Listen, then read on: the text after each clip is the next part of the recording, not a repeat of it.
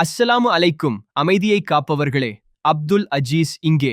ஒரு மஸ்ஜித் அல்லது தொழுகை அறை அல்லாஹ்வின் வீடு, அனைவருக்கும் திறந்திருக்கும். ஆனால் யாராவது உங்களை அதிலிருந்து தடுத்தால் நீங்கள் என்ன செய்வீர்கள்? இன்றைய கதை ஒரு பெரிய தடையை பற்றியது, ஒரு கடினமான தேர்வு மற்றும் பொறுமையால் வந்த ஒரு வெற்றியை பற்றியது. நான் ரொம்ப உற்சாகமா இருக்கிறேன். இது எங்கள் முதல் பெரிய நிகழ்வு. குழந்தைகளும் கதைகள் மற்றும் விளையாட்டுகளை விரும்புவார்கள். அது என்ன சத்தம்? அது தொழுகை அறைக்குள் இருந்து வருவது போல் தெரிகிறது.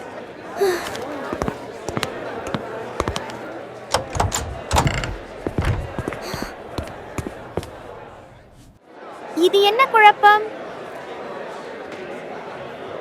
இதை என்னால் நம்ப முடியல. என்ன செய்கிறீர்கள்? இது ஒரு தொழுகை அறை, உங்கள் தனிப்பட்ட ஓய்வறை அல்ல. மரியாதை காட்டுங்கள், வெளியே போங்கள். ஆசுவாசப்படுங்கள் நண்பரே, நாங்கள் யாரையும் தொந்தரவு செய்யவில்லை. நாங்கள் தயாரானதும் கிளம்பி விடுவோம். ஜெய், வேண்டாம். நாம் அவர்களுடன் சண்டையிட முடியாது. ஆனால் நமது நிகழ்வு என்ன ஆகும்?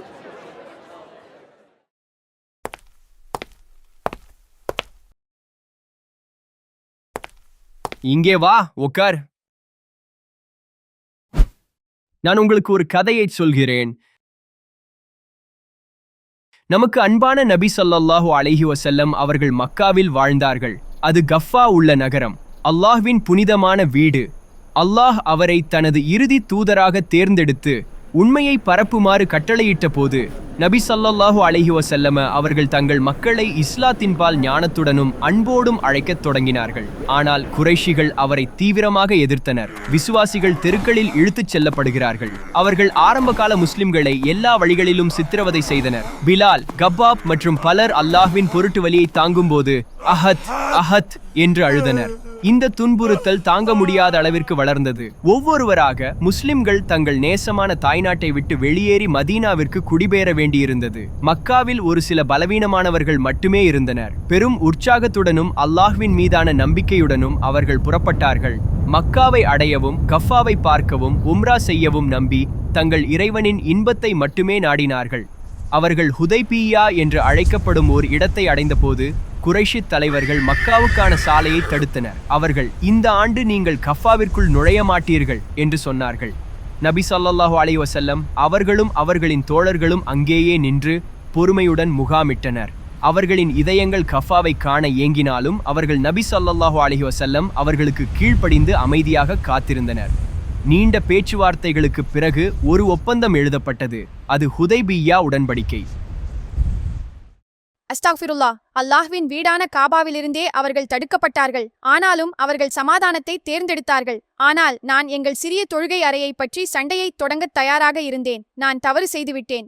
சகோதரர்களே, என் கோபத்திற்காக நான் மன்னிப்பு கேட்கிறேன். ஆனால் நபி ஸல்லல்லாஹு அலைஹி வஸல்லம் அவர்களைப் போலவே எங்கள் இதயங்களும் இந்த இடத்திற்காக ஏங்குகின்றன. சிறிய குழந்தைகள் ஒரு நிகழ்வுக்காக வருகிறார்கள். இந்த குழப்பத்தில் நம்மால் அதை செய்ய முடியாது. தயவு செய்து இந்த அறையை மதிக்க எங்களுக்கு உதவுங்கள். மன்னிக்கவும், நாங்கள் யோசிக்கவில்லை. நீங்கள் சொல்வது சரி.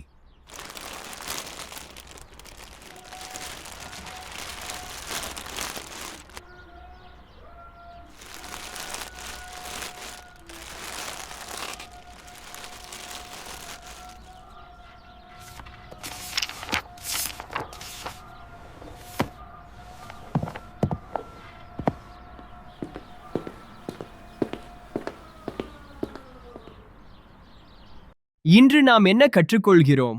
ஒவ்வொரு மஸ்ஜிதையும் மதித்து பராமரிக்கவும். அது அல்லாஹ்வின் வீடு.